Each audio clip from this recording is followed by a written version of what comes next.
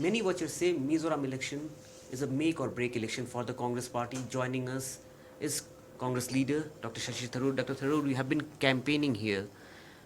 This is a state which used to be a Congress stronghold. You had governments here, subsequent governments, long serving chief minister, but last time the party did not do well. How hopeful are you for a turnaround? Because when we spoke to people here, many of your own cadres say that this election for Mizoram Congress as well as Congress future in Northeast is the election of revival, is also election of political survival.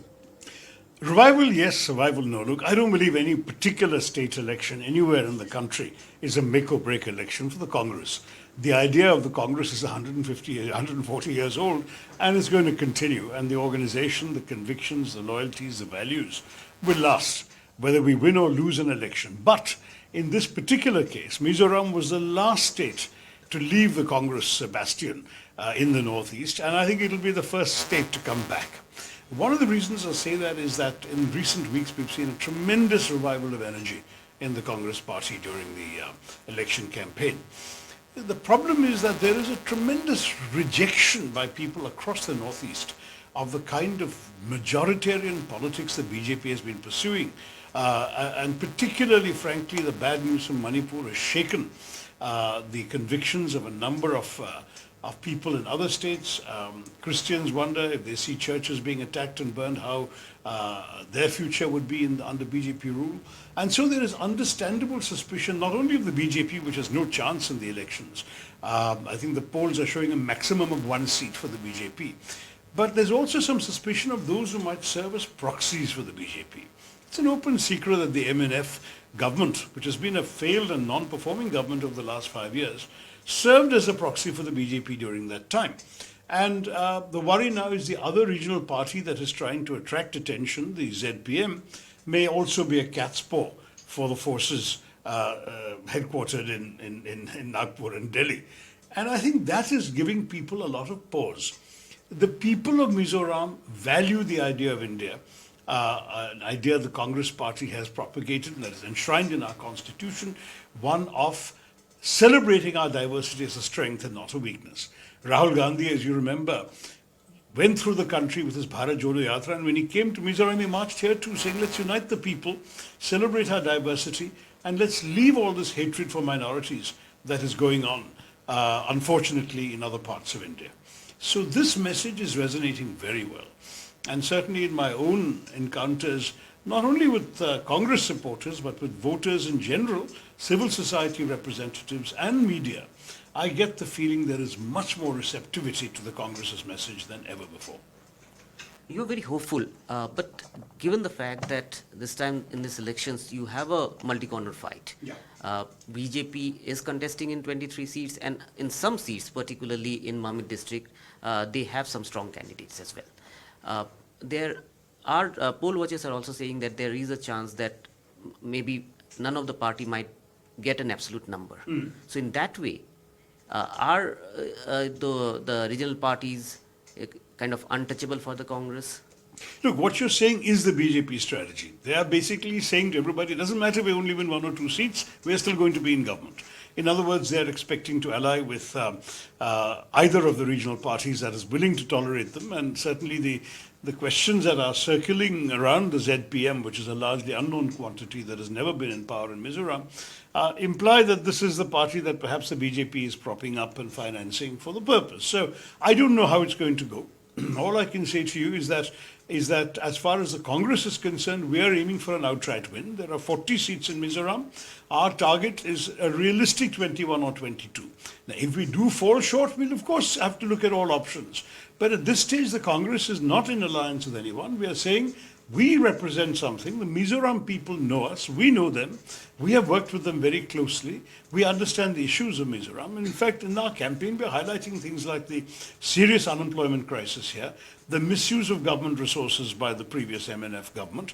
We're also talking about the importance of certain social security safety nets, subventions of 2,000 rupees a month for single women households, women-headed households, that is, disabled people, unemployed people, and of course, the health issues in Mizoram are very grave. The Congress understands that, and we have pushed very strongly this entire message of health insurance for all, plus a special allocation for cancer, because Mizoram has the highest rates of cancer in the entire country. So all of this is something we have understood and we relate to the people of Mizoram with. Also, Dr. Tharoor, if you look at how Congress has gone about in terms of choice of its candidate, projecting a new leader in Mizoram, is this going to be Congress's formula for the rest of Northeast? Because what we have seen in Northeast, that Congress took a lot of time to do away with its legacy, regional legacies, and which were not performing well.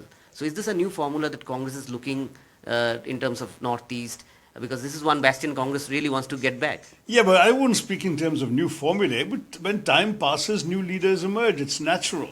Our leader in Mizoram, the former finance minister, has an excellent reputation as a responsible steward of the state's money.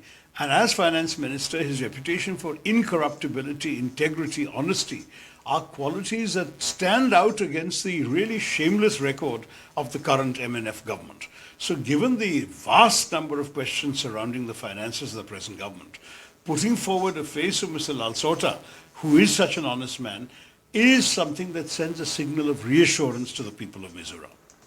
One last question. 5 state elections, in media we call it semi-finals for 2024. How do you see your party doing in its 5 states and, of course, the future of India Alliance?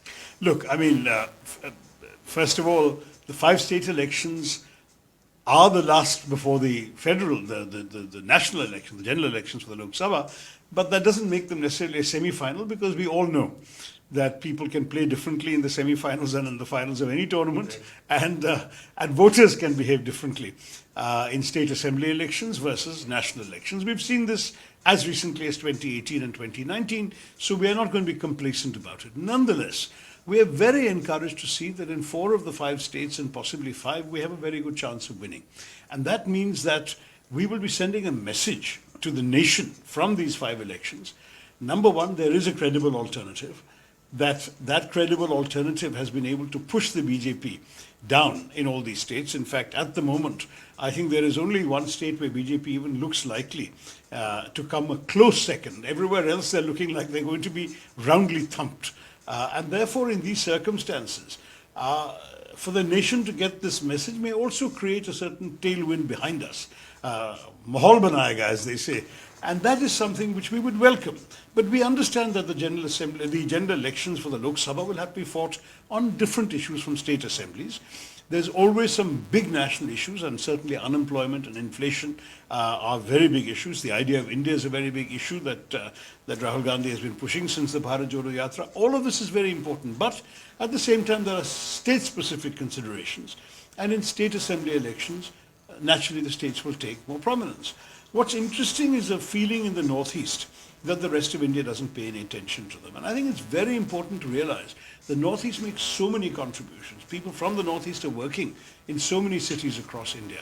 Their sports people are doing outstanding work for India.